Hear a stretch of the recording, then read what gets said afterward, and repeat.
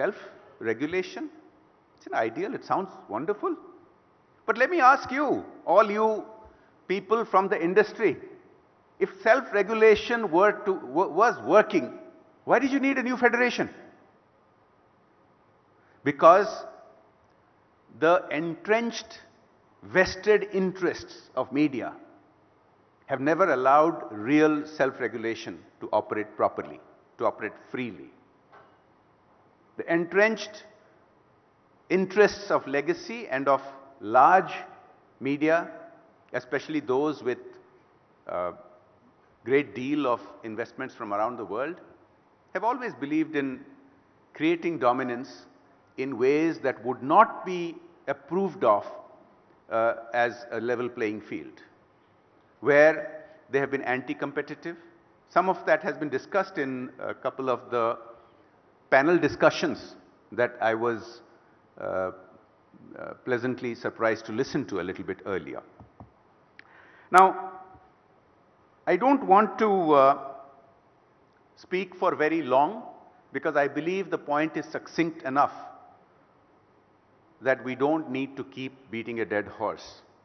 But I would be remiss if I didn't refer to a very blatant example of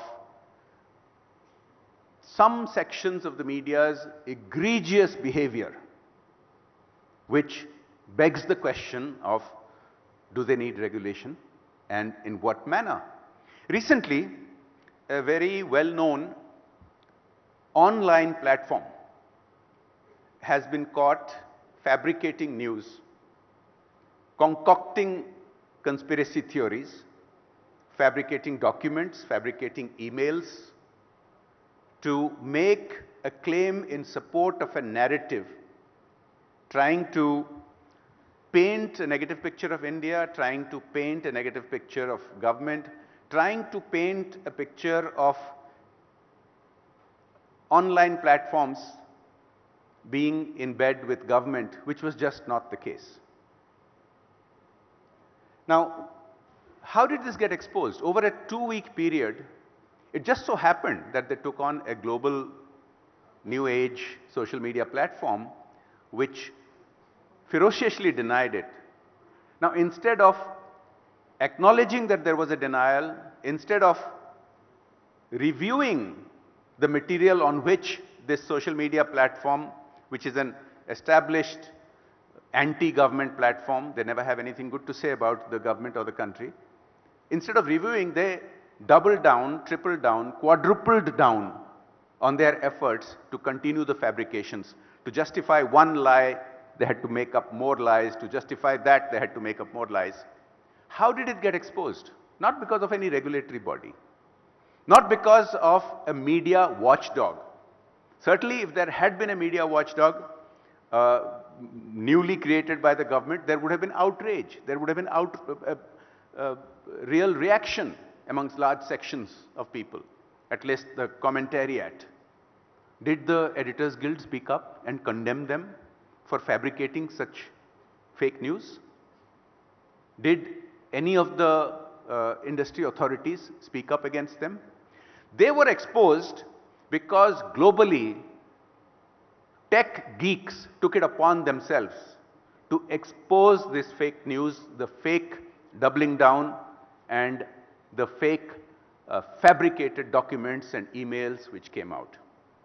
Now that's a great example, but it's also a telling story in itself, because this particular platform and some of their ilk this is not the first time they've done it.